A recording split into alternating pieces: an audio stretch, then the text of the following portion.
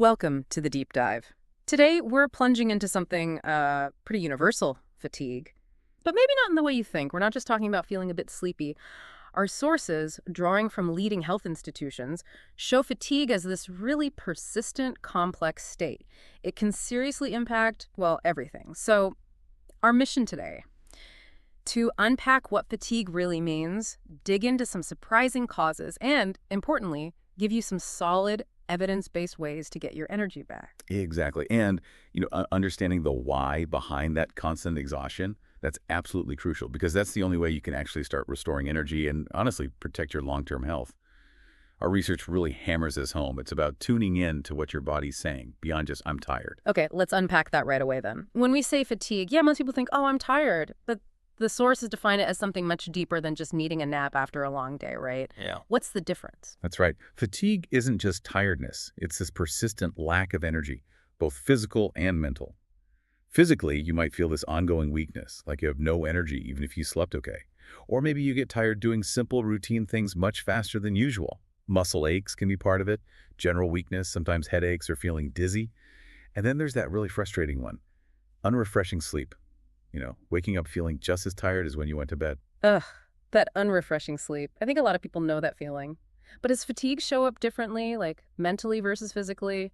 Or is it usually both happening together? Yeah, very often a combination, yeah. But the mental and emotional side is really significant. You might struggle with concentration, memory problems, or that feeling people often call brain fog. Yeah. And this isn't just feeling a bit out of it. The sources suggest it can be actual cognitive challenges, sometimes linked to things like low-grade inflammation affecting how clearly you think. Plus, there's often a real lack of motivation, less enthusiasm for things.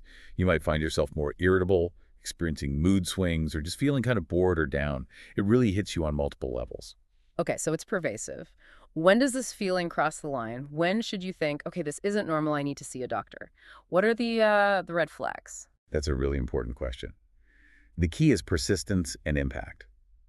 You should definitely see a doctor if the fatigue just doesn't get better with rest and, some basic lifestyle tweaks.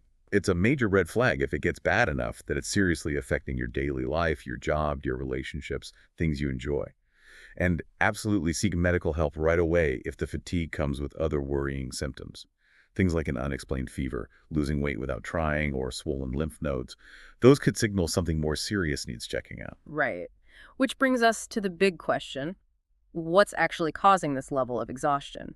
Our sources break it down neatly into three main categories. It's a useful way to think about it. Yes, these three groups really help narrow down the possibilities. They are lifestyle factors, underlying medical conditions, and mental health conditions. Let's tackle bucket one, lifestyle factors first. These are actually the most common culprits, and the good news is they're often the ones we can do something about. Sleep, or lack of it, is the big one everyone thinks of, and rightly so. Consistently getting less than, say, 7 to 8 hours a night, that's a major drain. Or even if you're in bed long enough, poor sleep quality, maybe from something like sleep apnea, can leave you exhausted. But it's more than just sleep, isn't it? The sources mention other lifestyle things, some may be less obvious. Oh, absolutely. Nutrition is huge. Not just missing key nutrients like iron or B12, which your body needs for energy, but also what you're eating. Too much processed stuff, sugary foods and drinks, that leads to the classic sugar crash.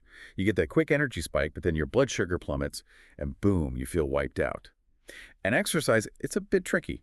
Both too little and too much can cause fatigue. Being inactive means your circulation and muscles aren't working efficiently, so you feel sluggish. But pushing yourself too hard, overtraining, can totally deplete your system and leave you feeling exhausted too. Chronic stress is another big one. That constant state of alert, it burns you out over time. High cortisol levels eventually lead to exhaustion. And finally, things like alcohol and caffeine. Caffeine can mess with sleep, especially late in the day.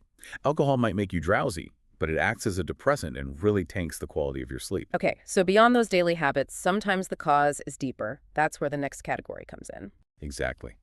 That takes us to bucket two, medical conditions. Fatigue is a really common symptom across loads of different illnesses. That's why getting a proper diagnosis is so critical. Think about anemia, for instance.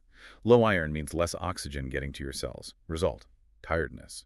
Or thyroid problems, especially hypothyroidism, where your metabolism slows right down, hitting your energy levels hard. Diabetes, too.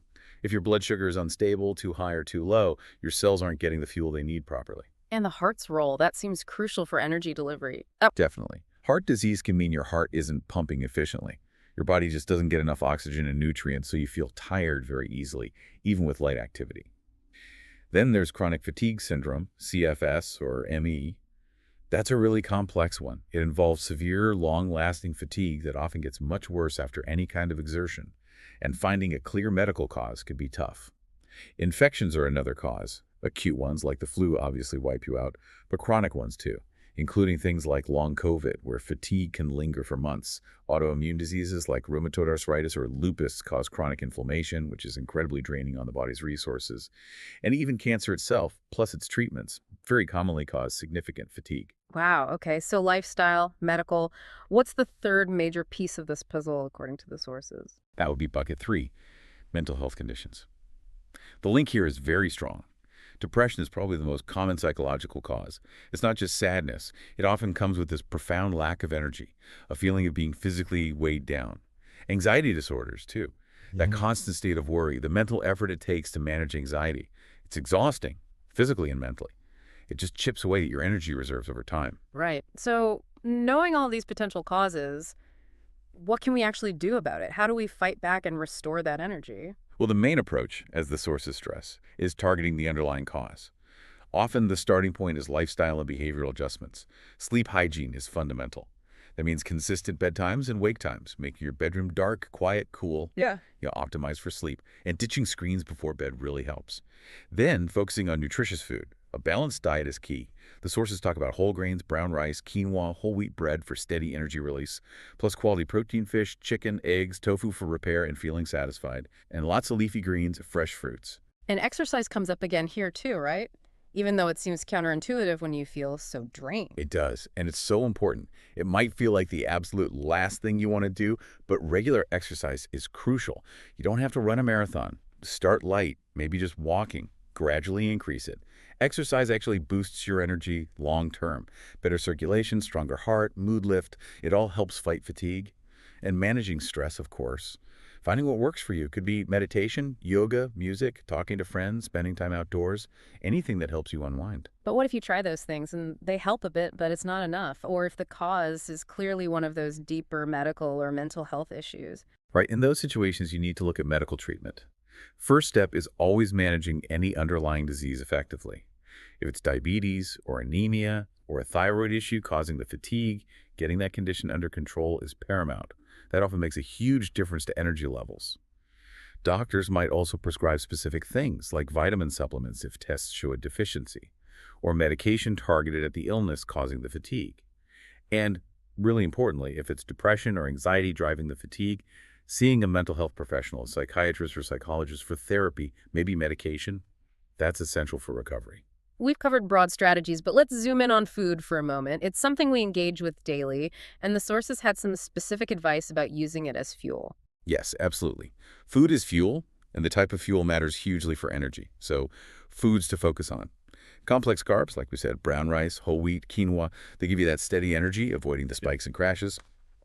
Lean proteins, fish, chicken, eggs, tofu, they help repair your body, build muscle, keep you full. Healthy fats are important too, things like avocado, nuts, olive oil, good for your brain, good for sustained energy. And getting enough iron is vital for oxygen transport, so think spinach, maybe some liver or red meat in moderation. Oh, and hydration. Don't forget water. Being even mildly dehydrated can make you feel really tired surprisingly quickly. Okay, so that's the eat this list. What about the maybe avoid this side for optimizing energy? Right, the foods and drinks to be cautious with. High sugar stuff and heavily processed foods are top of the list. They cause those rapid blood sugar spikes and then the inevitable crash, that sugar slump feeling. Also, really heavy fried, high-fat meals. Your body has to work harder to digest them, which can actually drain your energy right after eating. And, as we touched on before, going easy on the alcohol and caffeine is usually wise.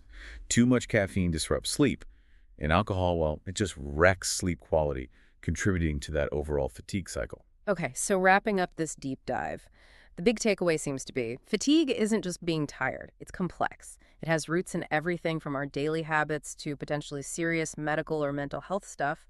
But knowing that, understanding those potential roots, that gives you the power to actually do something about it. Exactly. It really encourages a holistic view, doesn't it? Yeah. Looking at all the connected pieces that affect your energy and I have to stress this again. While we've covered a lot based on solid sources, this is general information.